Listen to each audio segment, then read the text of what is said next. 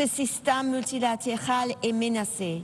Some countries are turning more inward, looking at protectionism and unilateralism rather than multilateralism. Around the world, the geopolitical landscape is unstable.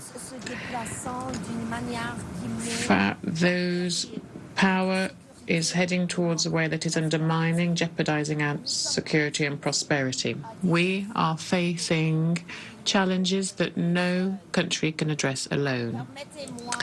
Allow me to start with Canada itself, because the strength that we have abroad is based on resilience at home. Canada is a proudly bilingual, resilient, dynamic democracy spanning 3 oceans, blessed with natural resources, and above all, defined by the ingenuity of our people.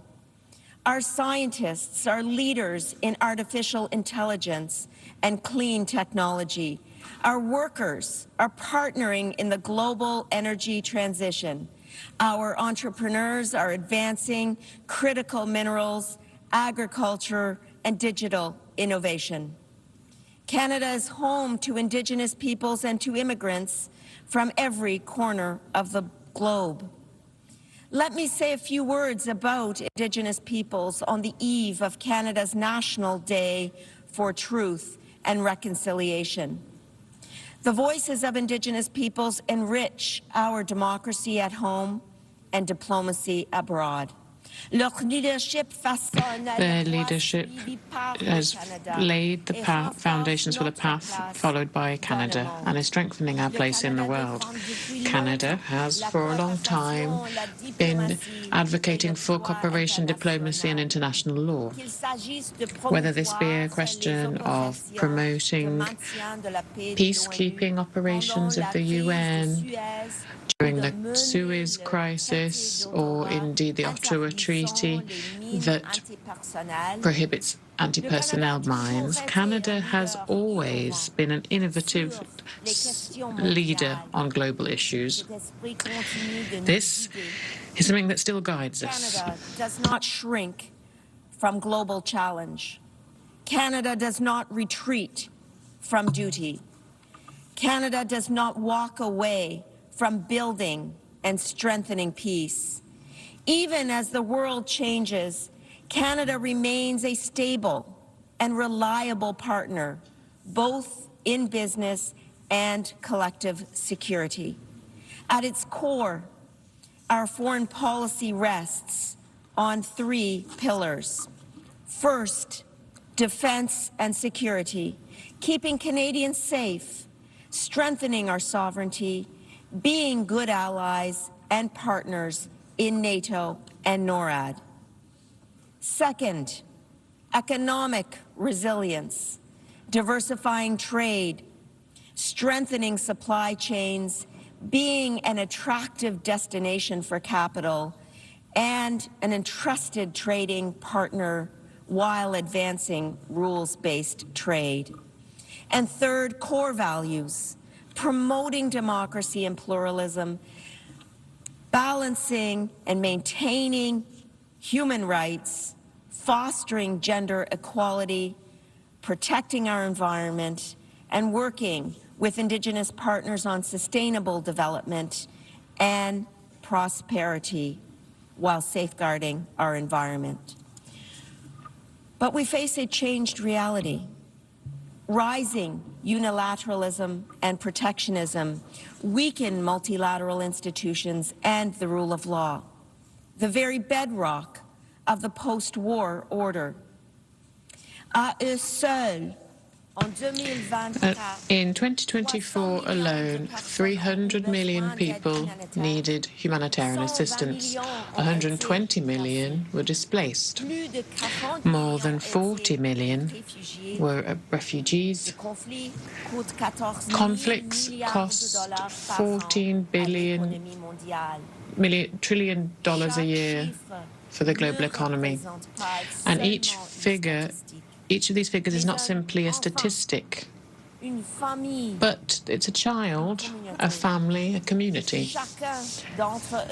Each and every one of them is proof of why we must respect together the UN Charter, the Geneva Conventions,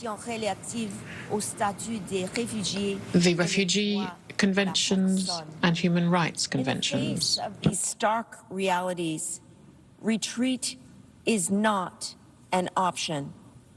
Canada will not turn inward. Canada will work to reform and strengthen multilateral institutions such as the United Nations so that they are more resilient and more effective in meeting the challenges of today and tomorrow. Canada is an Arctic nation. In the Arctic, a critical part of Canada and the world, climate change and new geopolitical pressures create both risks and responsibilities. Canada will safeguard its sovereignty, modernize NORAD with the United States, bolster NATO with fellow members.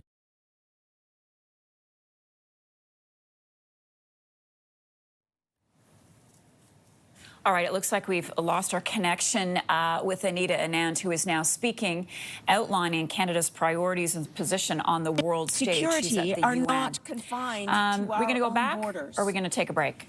Russia's All right, we're going to go back now to New York. We've got the line back. Full-scale invasion of Ukraine stands as a grave breach of the UN Charter.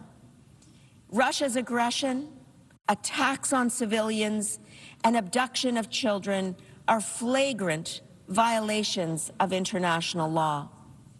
Putin believed Ukraine would fall in 3 days. 3.5 years later, Ukraine still stands, its sovereignty intact, its people unbowed, its courage unbroken.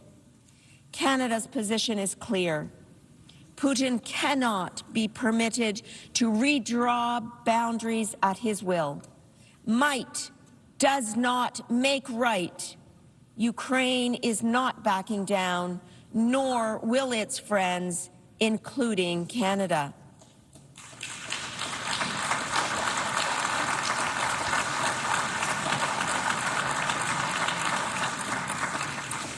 In supporting Ukraine, we are not only defending a nation, we are defending the founding principles, sovereignty, dignity, and peace.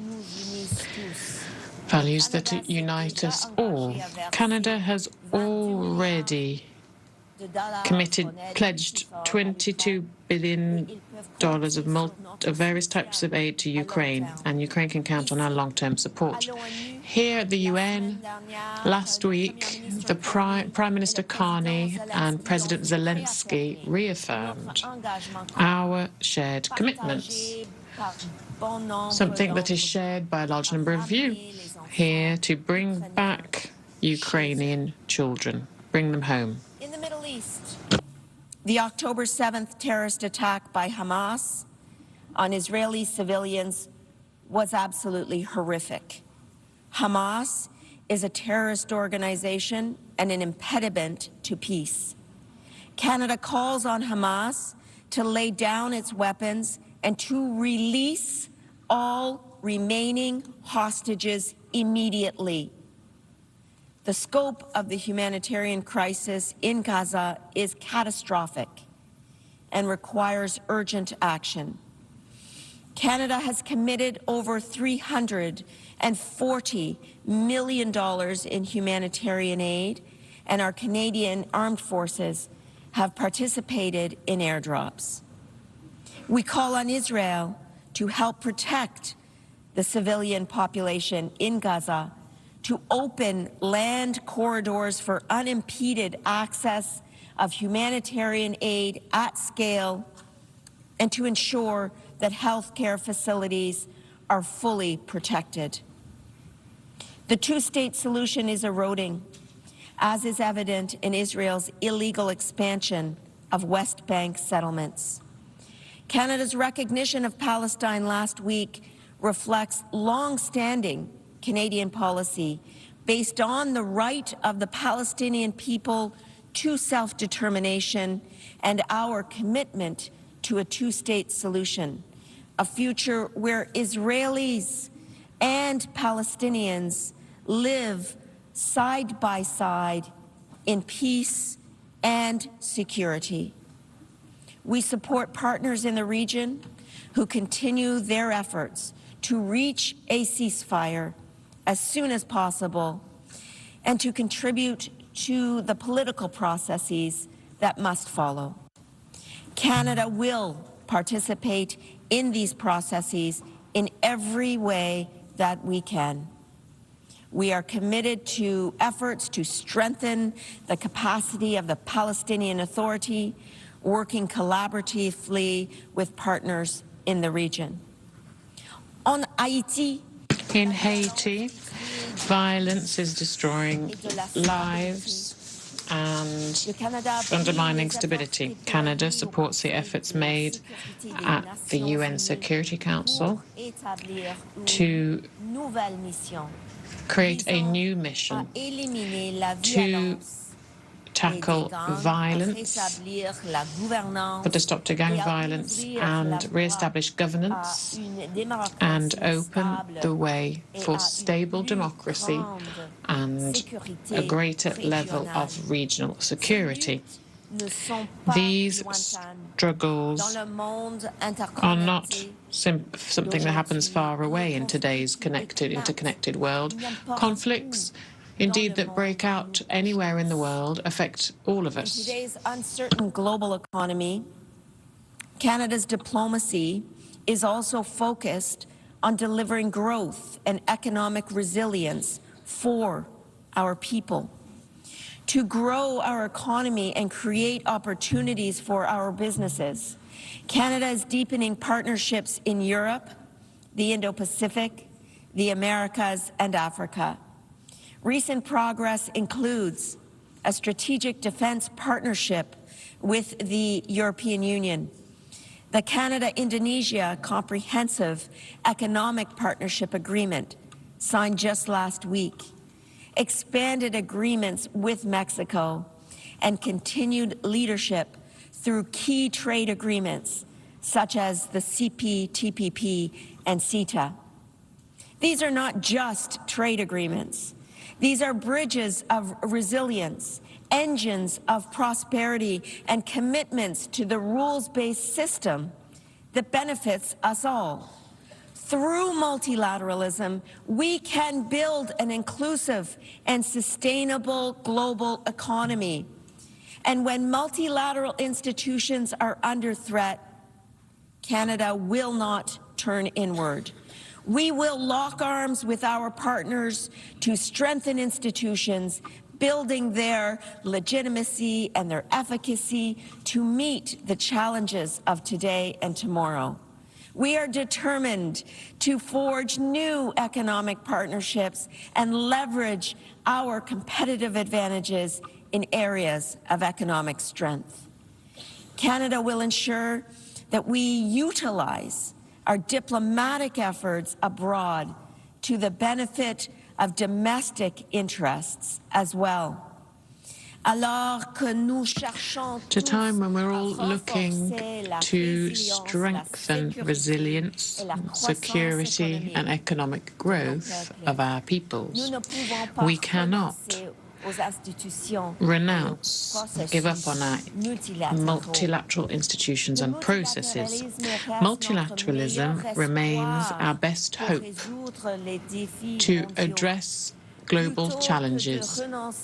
Rather than rejecting international norms, we should instead strengthen multilateralism by reforming its international institutions.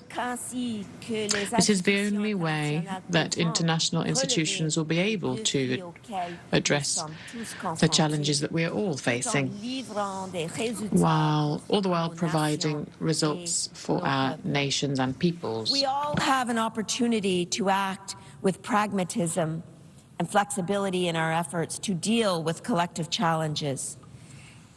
That is good advice for all of us in our chamber here today.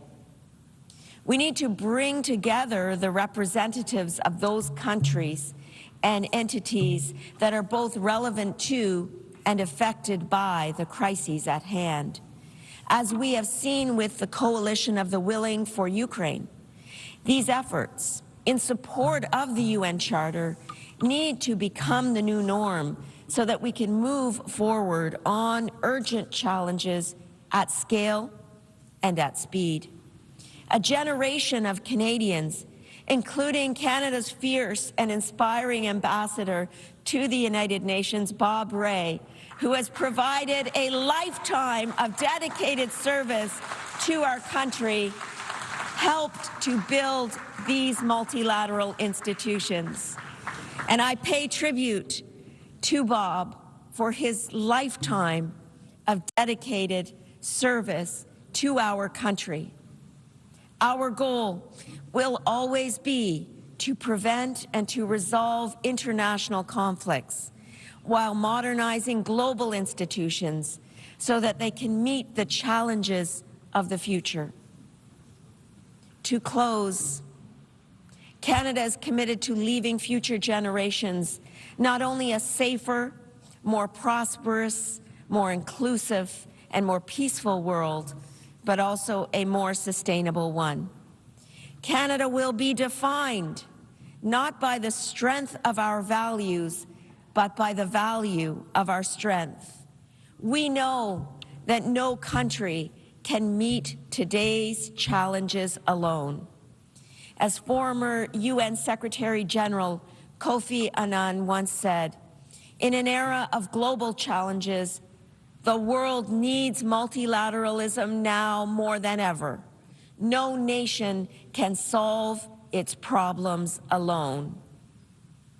This is the spirit of Canada, and Canadians are rising to the challenge. We will work toward a world where prosperity is shared, security is collective, and peace is lasting. This is Canada's pledge in this era of geopolitical challenge and change. Thank you. Merci beaucoup. Miigwech.